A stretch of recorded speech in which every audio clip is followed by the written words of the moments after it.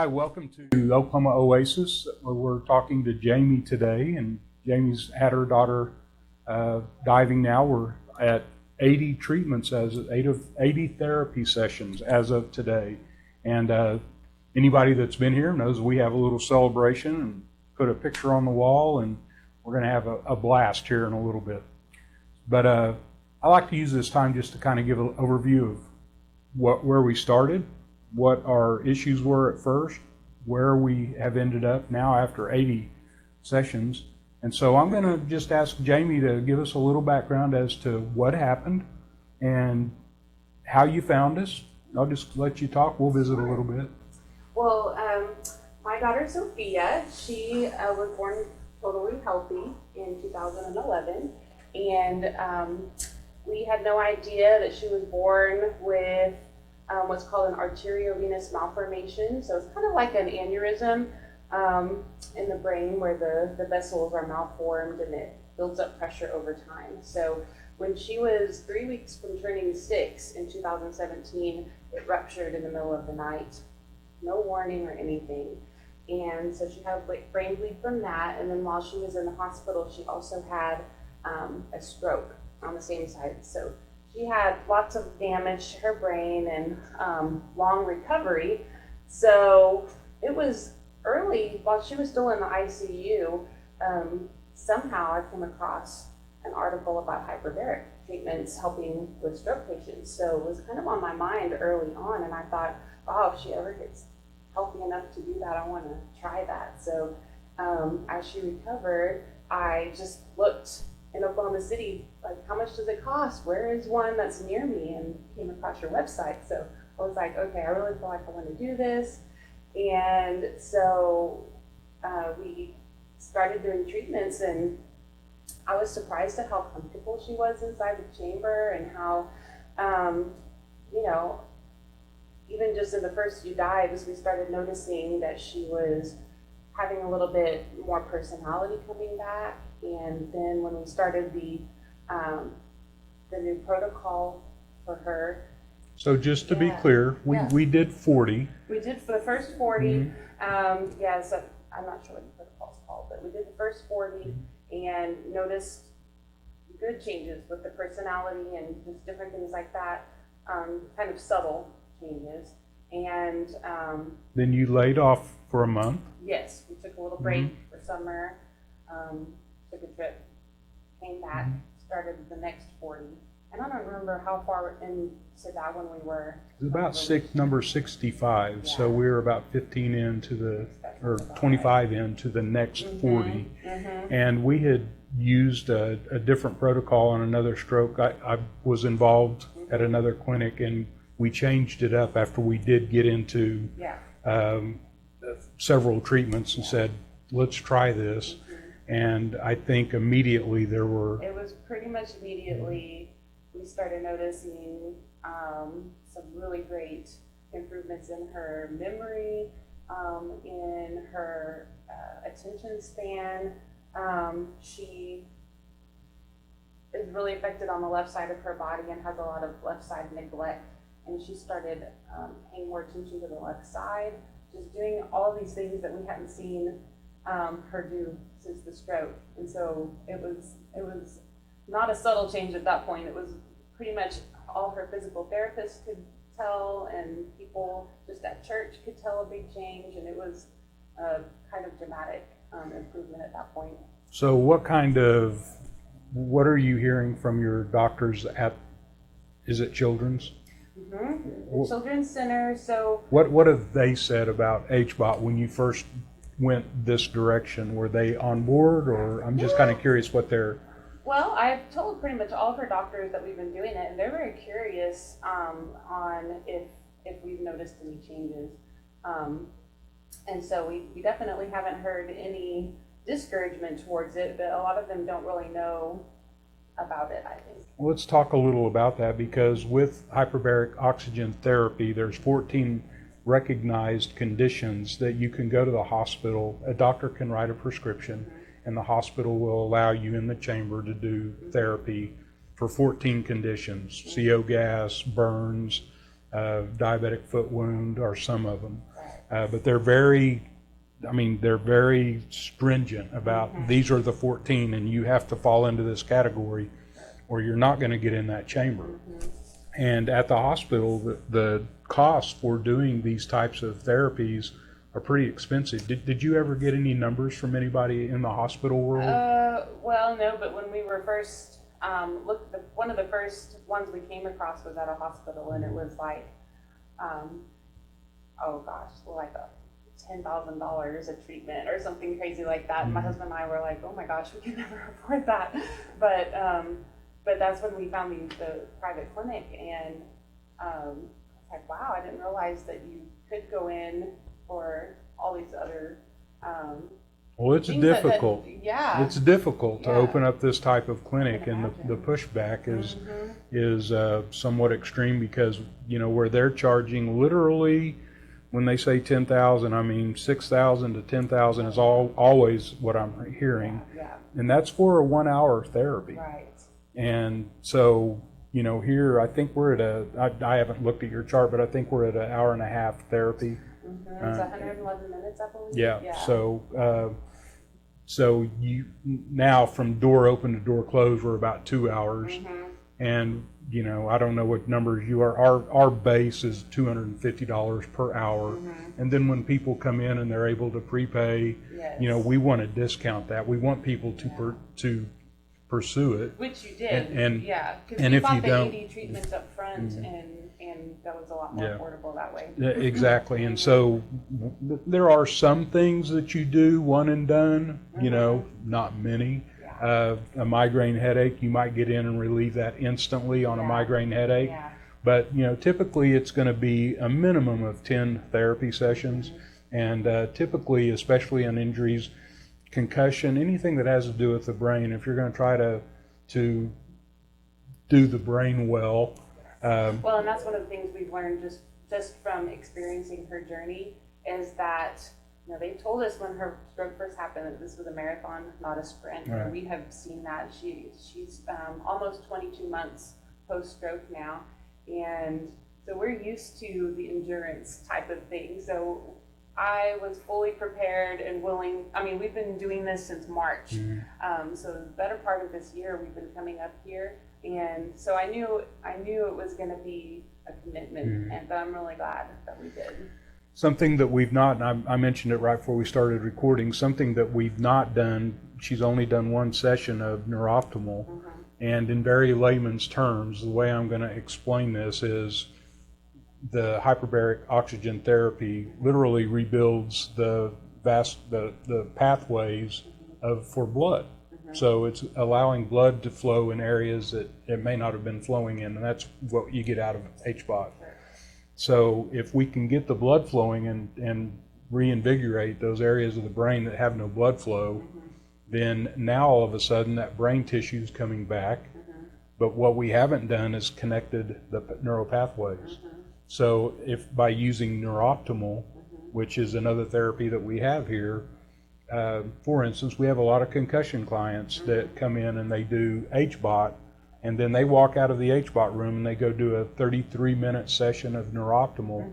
And what's crazy is virtually all of our clients that are doing this say it's the neurooptimal that's doing all the work. I'm getting more out of neurooptimal than I am HBOT. Well, if you don't have the blood flow in those areas of the brain that are deficient, then you're not going to be able to reconnect the pathways. So it absolutely goes hand in hand. And so we've not done that.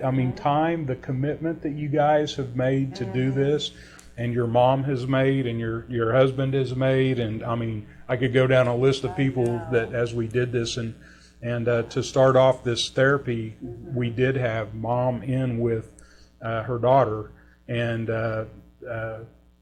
just to know everything was good. If something goes on, it takes us a while to depressure that chamber and be able to open the chamber. At first she wasn't really able to follow directions to proper ears, and that's another proof of how good things are going, that she's able to dive by herself, be in tune with her body to clear her ears. I'm super impressed with even just those kinds of things. Wrap it all together, and you see a huge change in her. So we're at the end of 80. You guys got a lot of time invested, and we talked a little before we started recording that you're going to lay off a little bit. We're going to work a deal out where you're going to use the Neuroptimal during your off season, okay? And so we're going to monitor very closely, and I really am hoping I can get some feedback from her medical advisors that she's seeing, her therapist. I'd love to get some feedback about where she was, and surely they've got some milestones that we can line up with her therapies here by date and see what changed. You were telling me a story about they would hide things at therapy session. She'd walk in, she'd sit down and not have a clue where those things were. But now, her memory, I would say, if she could remember something 5 minutes after it happened, you were doing good. And now, 30 minutes, hour and a half, I've noticed her remembering. It's a short-term memory loss that she's experiencing. So just to be able to learn to read, she would start reading a sentence, and by the time she got to the end, she forgot what she read. And it would take, I counted one time, 25 times to remember a 5-word sentence. And just recently, she's 1 or 2 times, and then she remembers it. So, I mean, that's like an enormous improvement. That should help her so good whenever school starts on Monday.